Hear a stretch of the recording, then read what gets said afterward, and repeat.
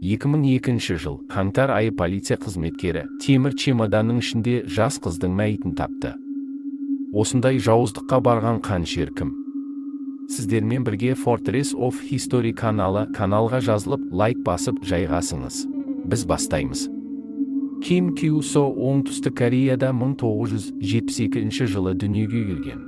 Ол 2000 жылдың қыркүйек айында ажырасып, Лондонға көшіп кеткен. Ол Лондонға ағылшын тілін меңгеруге барды. Бірақ 2001 жылы қазан айында ол оқуын тастап кетті. Ол 2 пәтерді алып оны жалға беріп ақша тапты. Оның пәтерлерін шет мемлекеттен келетін студенттер жалдайтын.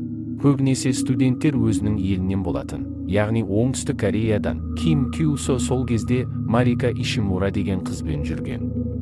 Марика Ишимура жапондық еді. Сұлулық салонда жұмыс атқарған. Олар 2 пәтердің біреуінде тұратын. Сол пәтердің бір бөлмесінде 2 жас студент қыз жалдап тұрды. Ол 2 қыз да оңтүстік Кореядан еді. Ким Кью Соны білетін адамдар өте керемет, сыпайы, мейірімді адам деп білген.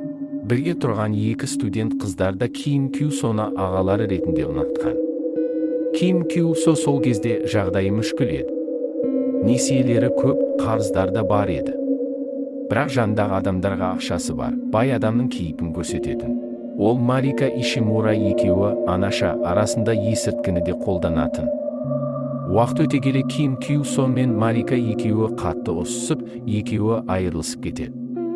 24 қазан 2001 жылы Францияда оқуын бітірген студент қыз Джин Хё Джо Лондонға 3 күнге келеді. 27 қазан күні ол оңтүстік Кореяға ұшуы керек еді. Ол Ким Кью Соның жарнамасын ғаламторда көріп, сол тұрған пәтерде бір бөлмені жалғалады. 26 қараша түнде Ким Джин екеуі үйде жалғыз қалған кезде Ким Кью Со 21 жастағы Джинді ұрып, банк картасының құпия нөмірін біліп, одан кейін беті басын скотчпен орап, өлтіріп, темір чемоданға салып, өзінің бөлмесіндегі шкафқа тығып қойған. 5 күн бойы чемодан шкафта болған. Басқа бөлмедегі студенттер келіп, Джинді сұраған кезде, ол Джин Францияға кетіп қалды деген.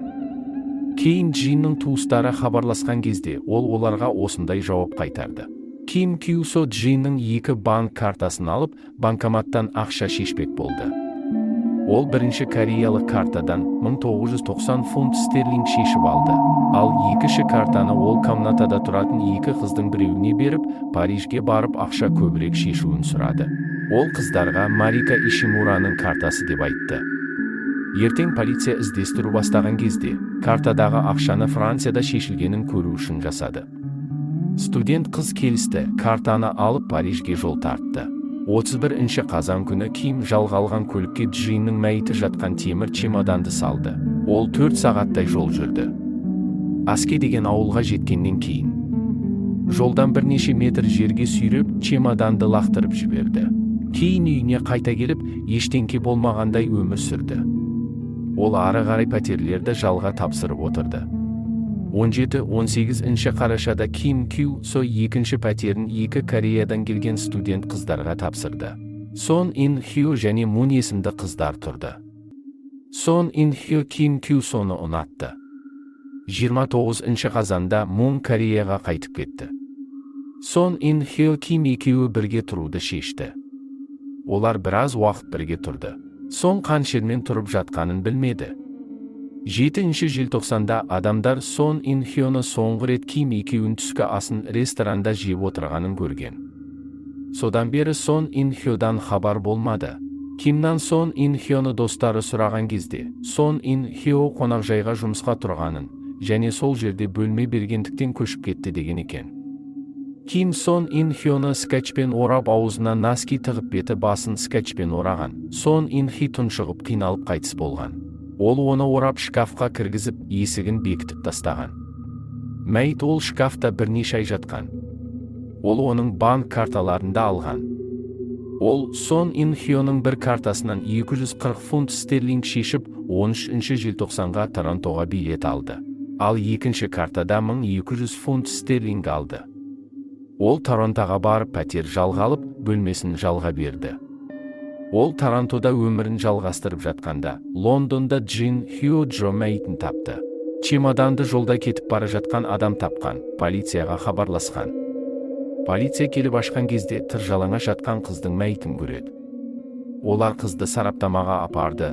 Қызды ерекше суреті бар, адам суреті бар скотчпен ораған. Іздестіре келе ол скотчтың түрі 850 дана ғана шыққанын білді.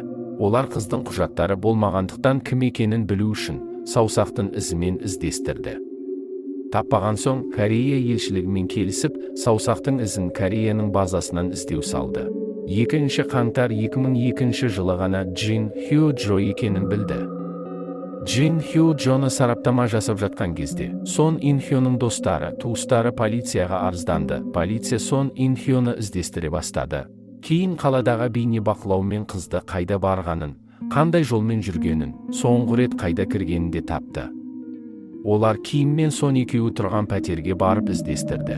Олар пәтерден адам суреті бар скотчты тапты. Кілемде, еденде қанның іздерін тапты. Қыздың мәйітінде шкафтан шығарды. Полиция Ким Кю Соның 2 өлімге қатысы бар екенін түсінді. Өйткені 2 пәтерде Ким Кю Со жалғалған. Және 2 қызды да соңғы рет сонымен бірге көрген. Бұны білмеген Ким Кю Со 17 қаңтар күні Лондонға 1-2 күнге келіп, кафеде отырған кезде полиция ұстап тұтқынға алады. Ким Кю Соны тергеу барысында істеген қылмысын мойындамады. Оны уақытша изоляторға жапты. Сотты бірнеше рет уақытын ауыстырды, белгісіз себептерге байланысты. 25 наурыз 2003 жылы Ким Кю Соны өмірінің соңына дейін түрмеге жапты.